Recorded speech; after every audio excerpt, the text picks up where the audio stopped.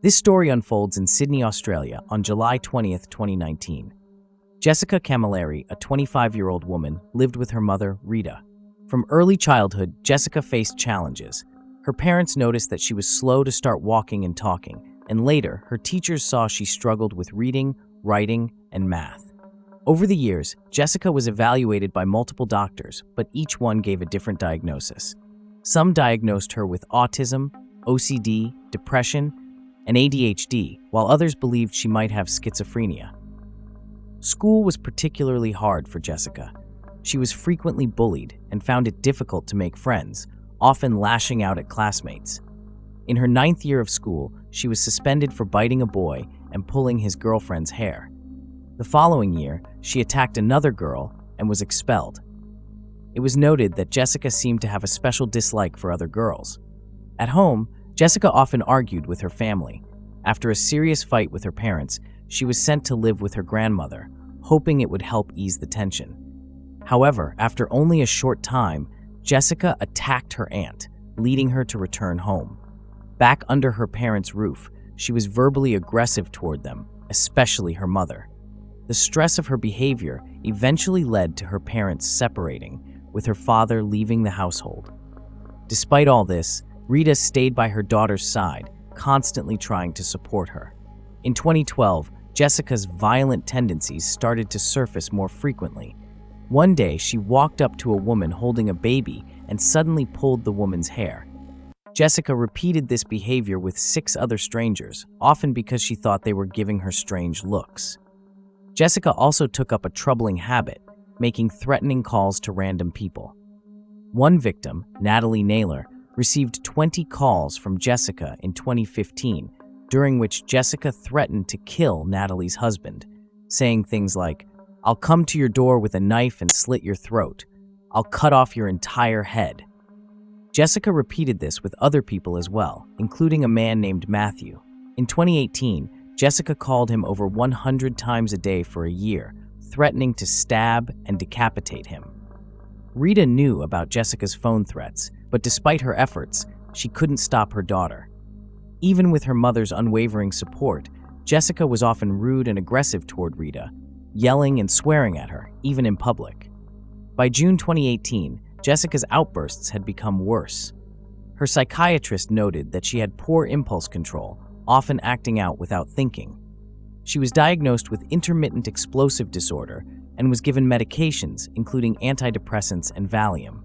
However, by December, Jessica decided to stop taking her medication entirely. By July 2019, Jessica and her mother Rita were living alone together.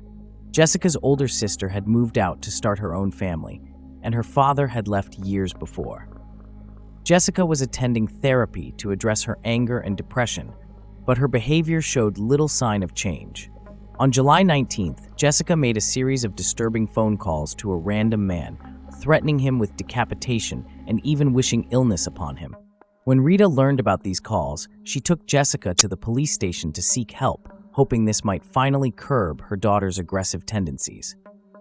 At the station, a police officer cautioned Jessica, warning her to stop making threatening calls. The next day, on July 20th, a young relative, just 4 years old, came to stay with them. Jessica grew increasingly agitated and resentful as the attention Rita was giving the child seemed to fuel her jealousy. That evening, Rita ordered takeout for both Jessica and the child. But shortly after, Jessica claimed she was experiencing severe stomach pain and insisted she needed a doctor. Around 9:30, a doctor arrived at the house to assess her. As the doctor entered, she found Jessica on the phone, trying to order even more food from a fast food place. Rita repeatedly tried to get Jessica to hang up, but Jessica refused, even going as far as to ask the restaurant attendant to tell her he loved her. After waiting for some time, the doctor suspected Jessica might be faking her symptoms and left. After the doctor left, Rita, deeply worried, called her eldest daughter, Christy, and shared her growing fears about Jessica. She felt it might be time for Jessica to be institutionalized, but Jessica overheard this conversation. Angered, she grabbed the phone from Rita's hand as her mother tried to call for emergency help.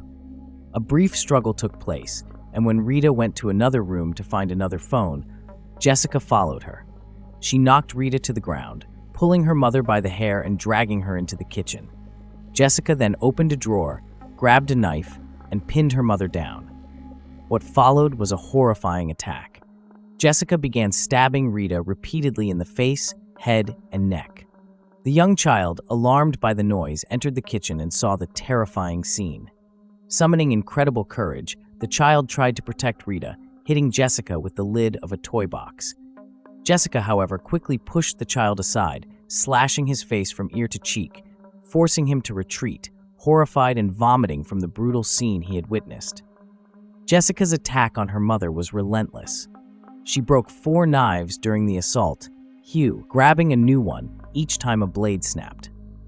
She stabbed her mother over 100 times, eventually using a serrated knife to fully decapitate her. When the attack ended, Jessica was drenched in blood. She took her mother's head and walked to the neighbor's house, dropping it on the pavement along the way. She knocked on the neighbor's door, asking them to call for emergency help. She then returned to her home and made the call herself, waiting for the authorities to arrive. Hello, this is Alison from Police Emergency. We just received a call from this number. Yes, I need you to get the ambulance and the police out here immediately. To which address? Please come. I need you. This is a immediate life or death situation. Which suburb or town is that in? St. Clair. Okay, St. so Clair. St. Clair, and what's the nearest crossroad, please? What's the nearest one? Listen, can you talk to the neighbour? I'm flustered. Can you just talk to him? Could you? Because my hand's bleeding. Yeah. Thank you. Can you talk to? Oh, my finger's broken. I can't. It's all right. Okay, talk to him. Hello? Hi. Yeah. What's happened? I don't know. We was just at home, but she just come in screaming for help. And when suddenly I opened the door, she said, just help me and call the police or ambulance. And she said to me, she had a fight with her mom, I think. Okay. My mum tried to stab me and I killed her, I think. So did she just say her mum tried to stab her? I don't know because of the... Yes. Yeah. With a knife. And in self-defense, I think I killed her. Yes. Can you tell him to come immediately? Yeah, can you please just come immediately, please? Okay, so she believes that she may have killed her mother? Yes. Yeah, she said like this, yeah. Yes. And where, is this at, is that where you are at the moment? Sorry, me? Yeah, so where are you at the moment? I'm in Oh, okay, but she's... Yeah. Is she with you at the moment? Yes. Yeah, she's in the front yard of my house. Okay, all right. So how old's her mother? How old is your mother? My mum's dead, I think. But how old is she? 57. 57. So is she not conscious? Nah.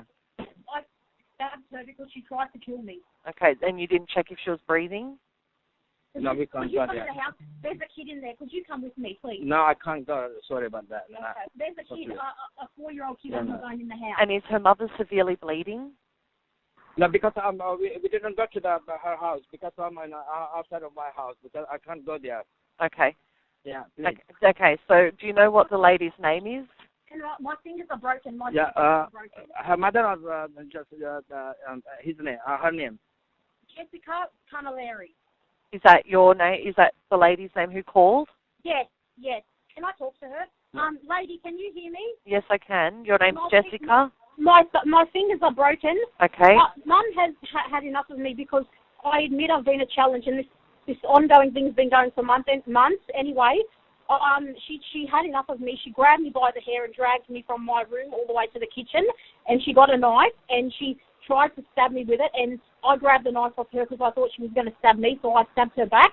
And I was so heated up with anger, I just kept stabbing her, and I took off her head. Her head is, I ran to my neighbour, not this neighbour, my other neighbour before this one, who's on the other side. He was at work. I told him to call the ambulance and the police immediately. He's going to do so, but no one's at home because everyone in the family is at work now.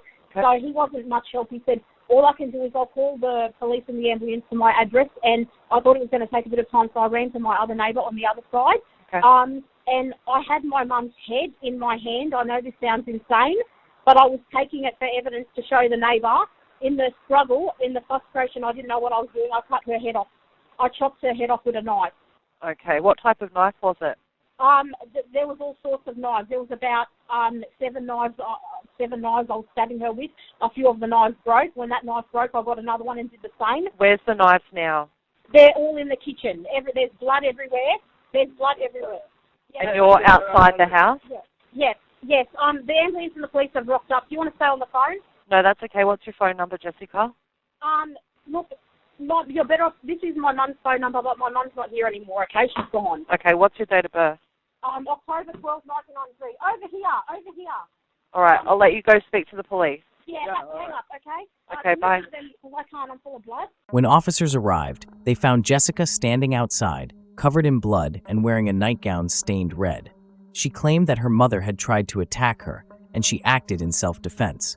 However, Jessica had no visible injuries, casting doubt on her story. Inside, police found the young child hiding in the living room. He was taken to the hospital to treat a deep cut on his cheek and a smaller one on his hand. But his psychological wounds were the deepest, as he was left profoundly traumatized by what he had witnessed that night. In the kitchen, officers discovered the lifeless body of Rita. Shockingly, Jessica pointed to her mother's severed head, casually asking if they could reattach it. As investigators combed through the crime scene, they quickly realized Jessica had been the aggressor. Rita's hands bore over 90 defensive wounds, evidence of her desperate attempts to fend off her daughter. Jessica's actions were brutal. She had sliced off the tip of Rita's nose, removed her eyes, and chillingly squeezed one of her mother's eyes in her hand. Jessica was soon charged with her mother's murder. While awaiting trial, she continued her violent behavior, once pouring boiling water over a fellow inmate. Her trial began on November 30th, 2020, and the court heard harrowing evidence of her actions and disturbing interests. Jessica had a known obsession with horror films, especially the Texas Chainsaw Massacre and Jeepers Creepers, which she reportedly watched on repeat. Her defense argued that her mental health issues affected her ability to control her actions. Ultimately, Jessica was found guilty of manslaughter, not murder, and sentenced to 21 years and 7 months. After her sentencing, Jessica revealed to a forensic psychiatrist that her attack on her mother was intentional. She described, in chilling detail, how she had carried out the attack, claiming it was influenced by the horror films she watched. Although she later expressed remorse, Jessica appealed her sentence in September 2022, though the result is still pending. Her sister, Christy, later shared her own thoughts, saying that Jessica had been offered plenty of support, though Jessica seemed more interested in the attention her behavior brought. Christy described their mother, Rita, as a kind and selfless woman who always put others first. Tragically, Rita's unconditional love had prevented her from seeing what Jessica was truly capable of.